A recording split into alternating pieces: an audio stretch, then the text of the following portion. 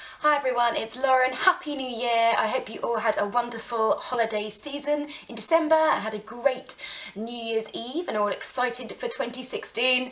This is my December reading wrap up. The main thing that I read in December was actually a whole series of books, which was the His Dark Materials trilogy, Northern Lights, The Subtle Knife and The Amber Spyglass, which I read throughout December. Holly at Library at the Edge of the World and Jen Campbell were hosting a read-along for His Dark Materials throughout December, and so I jumped in on that because I read this series when I was a child, probably between the ages of about 12 and 14, and really enjoyed them, but I have never ever reread the series, and I knew that it was complex and layered as a series goes, so I was quite interested to read them again as an adult and see if I got anything different out of the read this time. If you are unfamiliar with the story of His Dark Materials, it follows the adventures of a little girl called Lyra who lives in a universe very similar to ours. She lives in Oxford in the UK, but in this universe everybody has a demon, which is an animal companion, which is a representation of a piece of each person's souls, and Lyra and her demon Pantalaimon go on a quest to rescue her friend Roger,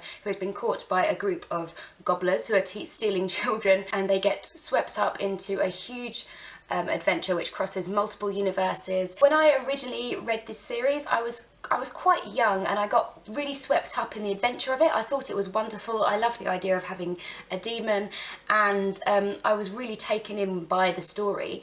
However, I do remember feeling confused by a lot of it because it's actually very layered and takes a lot of inspiration from many different parts of the scientific world, the philosophical world, the religious world that we're familiar with, and amalgamates it and plays around with it in ways that are so interesting and clever that I didn't appreciate at all when I first read the books, and reading them now as an adult I found so much more in there. So I spent most of December reading all of this, to be honest, but it was just lovely to read this kind of literature, especially something that you can read so quickly and get fully absorbed in an adventurous tale, and I kind of wanted to know what was happening next all the time, so I just completely sped through them. And it was a lovely step back to my childhood for me, and it was wonderful to read these books again as an adult and find that they really held up to what I had in my memory. I think sometimes when you really love books as a child, like, I didn't want to read them again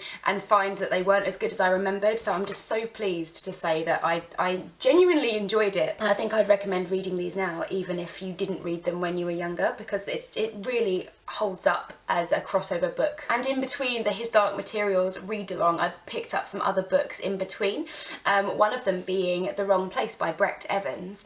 This is a graphic novel which I bought a few weeks ago. I just picked this up because I liked the front cover and I liked the look of the artwork. I didn't really read the blurb on the back, but I was really pleasantly surprised by this book. Well, not surprised, it's not like I didn't think I was going to enjoy it, but I really enjoyed it, and I'm so happy that, considering I haven't read very many graphic novels, this really spoke to me. It takes the form of snapshots of a few different people's lives who are all connected by this one kind of he's described as a Lothario called Robbie, who is a really popular guy in the city who everyone loves, everyone wants to be friends with, everyone thinks he's really fun, but he's quite elusive in himself. So we get snapshots of different people who are connected to him, and it sort of creates not a distinct narrative, but a feeling for this group of people, this group of young people, and what it's like living in the city. He uses watercolours, and what I really liked is how the transparency of different characters changes depending on who's important, depending how people are feeling.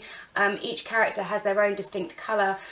This guy here, Gary, is grey because he's dull and boring, and it really spoke to me because he's throwing a party at one point and he goes into the another room and practices a joke that he's going to tell before coming out, and no one's really that interested in him because everyone wants to see Robbie really, and Robbie isn't at the party yet. That really connected with me because I think we all worry about being Gary at a party and we worry that no one's really interested in what we're saying, and I just thought it was so witty and so interesting. The characters are crazy, a lot of them. There's some humour in here.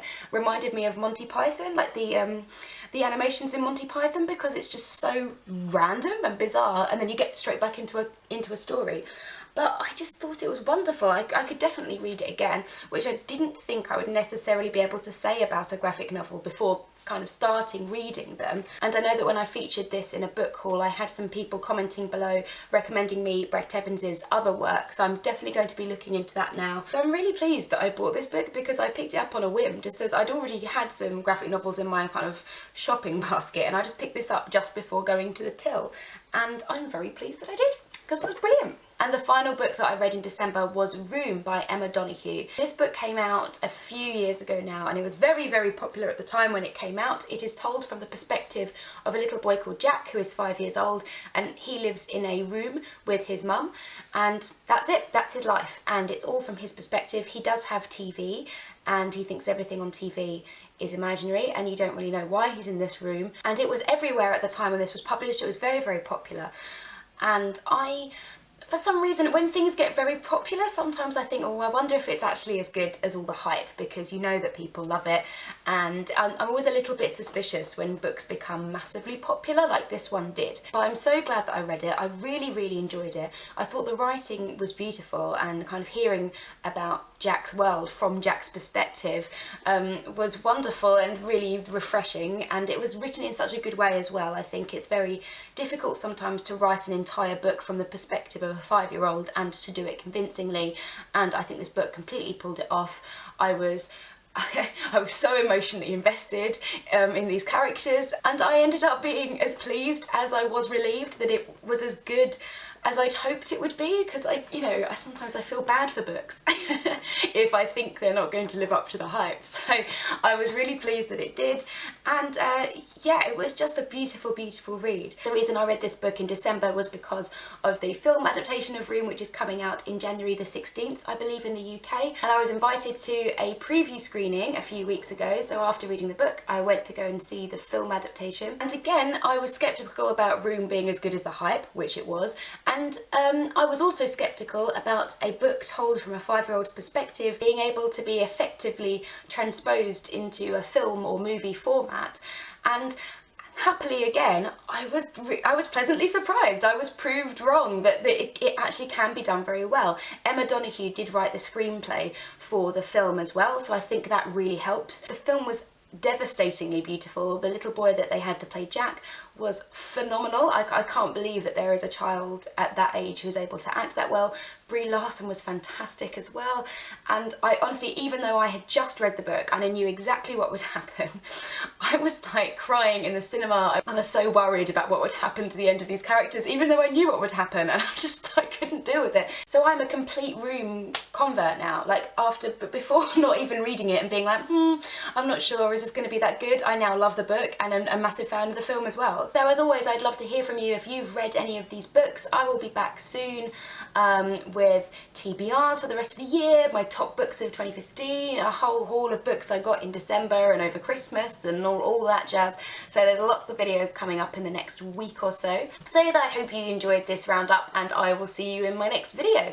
Bye! I did having a go at one of my graphic novels, so I picked up Persepolis and just completely blitzed through it in a day or two. There are two halves of Persepolis, a story of a childhood, a story of a return, and this is both of them combined.